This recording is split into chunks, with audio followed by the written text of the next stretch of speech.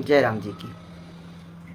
जिस पर श्री राम की कृपा हो जाए उसका जीवन कैसा होता है, विचार किया है कभी आपने? इस पर श्री रामचरितमानस में कहाँ वर्णन किया गया है, विचार कीजिए। सुंदर कांड में बहुत ही सुंदर वर्णन आता है।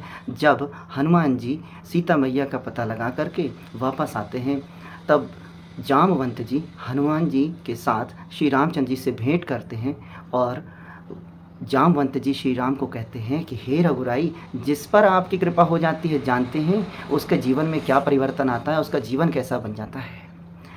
जामवंत जी कहते हैं, जामवंत कह सुनु रघुराया, जा पर नाथ करहु तुम दाया। जिस पर आप दया करते हैं हे रघुराई, उसका जीवन क्या है। ताहि सदा शुभ, सबसे पहले तो उसके जीवन में सदा शुभ ही होता है। ताहि सदा शुभ कुशल निरंतर, और वह हमेशा सुरक्षित भी रहता है। उदाहरण है कि जब हनुमान जी जाते हैं तो सामने तो सागर नज़र आता है, विभिन्न परिस्थितियां नज़र आती हैं। फिर ताहि सदा शुभ, शुभ कहाँ हो रहा है, इतना बड़ा सागर लांघना है, लांघ के जाते हैं तो वहाँ पर भी विभिन्न राक्षसों से युद्ध करना है, फिर पूंछ में आग लगाई जाती है, कितनी सारी परिस्थितियाँ आ रही हैं उनके सामने। तो ये नहीं है कि परिस्थितियाँ नहीं आएंगी, परिस्थितियाँ आती हैं विजयी बनाने के लिए, परीक्षा होती है अगली कक्षा में जाने के लिए, ना कि फेल होने के लिए। तो हनुमान जी का जीवन ये दिखाता है कि ताहि सदा शुभ, जो भी जीवन में हो रहा है उसमें कल्याण निहित है। सागर पार करना है, इतना बड़ा सागर है, चुनौती है, लेकिन सागर पार करना है। सागर पार करेंगे, इस चुनौती को पार करेंगे तो क्या होगा, हम विजयी होंगे। सामने राक्षस हैं, उनसे युद्ध करना है, पूंछ में आग लगाई है, लंका को जो है विध्वंस करना है, बड़े बड़े टास्क दिया हुआ है, क्या करेंगे। सामने परिस्थितियाँ आएंगी, ऐसा नहीं है कि परिस्थितियाँ नहीं आती, परिस्थितियाँ आएंगी, लेकिन जिस पर परमात्मा की कृपा होगी वो विजयी होगा। ताहि सदा शुभ कुशल निरंतर, और कुशल भी होगा।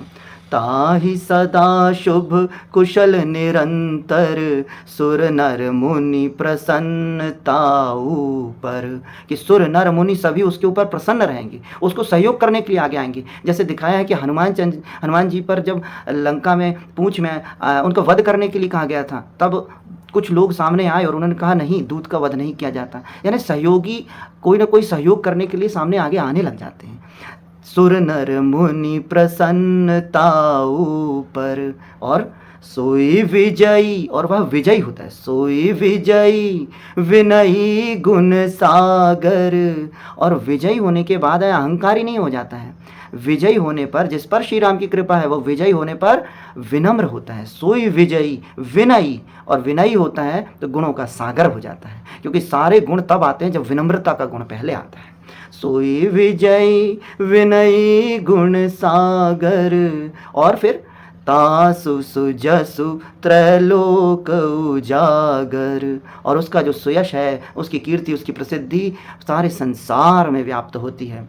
हनुमान जी के जब हम हनुमान चालीसा पढ़ते हैं, सुंदरकांड पढ़ते हैं, आप आरती करते हैं, तो क्या बोलते हैं, उनके सामने उनके जीवन में आई हुई चुनौतियों का वर्णन करते हैं, उन पर कैसे उन्होंने विजय प्राप्त की, इसका वर्णन करते हैं। तो चुनौतियों पर विजय प्राप्त की, इसी से प्रसिद्धि हुई। सोई विजयी विनयी गुण सागर, तासु सुजसु त्रैलोक उजागर, और ना केवल त्रैलोक में प्रसिद्धि होती है, लेकिन जो अन्य दुखी आत्माएं हैं उनको भी बल मिलता है। आज भी हम हनुमान जी को याद करके क्या करते हैं, अपने दुख कष्ट निवारण के लिए, संकटों का हरण करने के लिए उनको याद करते हैं कि उसको शक्ति आए, हमारे आत्मबल बढ़े, और उनका सहयोग से हमें प्राप्त हो और समस्याओं से हम पार हो। तो इसके लिए क्या ज़रूरी है, तो इसके लिए ये ज़रूरी है कि जो हनुमान जी ने करके दिखाया, जो जीवन चरित्र है सनातन धर्म का, वो जीवनचर्या हमें सिखा रहे हैं, उसको हम अपने जीवन में लाएंगे, तब रामचंद्र जी की कृपा का हम अनुभव कर पाएंगे। आगे क्या कहते हैं कि जो हम विजय प्राप्त हुई है उसके लिए हम केवल निमित्त मात्र थे, आपकी कृपा से विजयी हुए हैं। जो भी कार्य संपन्न हुआ है वो आपकी कृपा से हुआ है, और हमारा जीवन जो है वो धन्य हुआ है। तो क्या कहा, अपने आप को क्या बनाया कि हम निमित्त हैं, परमात्मा की शक्ति से सारा कार्य संपन्न हो रहा है, हम केवल निमित्त मात्र हैं।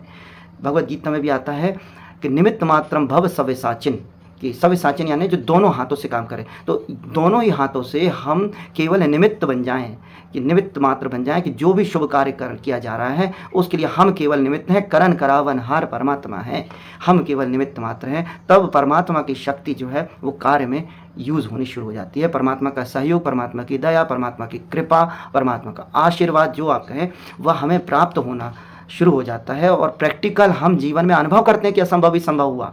जैसे हनुमान जी के जीवन में दिखाया कि असंभव कार्य संभव हुआ है। ये केवल हनुमान जी के लिए कृपा नहीं, परमात्मा की कृपा हम सब पर भी है, लेकिन हम लें तो ग्रहण करने के लिए क्या चाहिए? निमित्त मात्र भव सव्य साचन। केवल हमें निमित्त मात्र बनना है, अहंकार का त्याग करना है, निमित्त मात्र बन के अपने कार्य संपन्न करना है। परमात्मा की कृपा का अनुभव हम जीवन में करेंगे। यही सनातन धर्म का रहस्य है। अच्छा, जय राम जी की।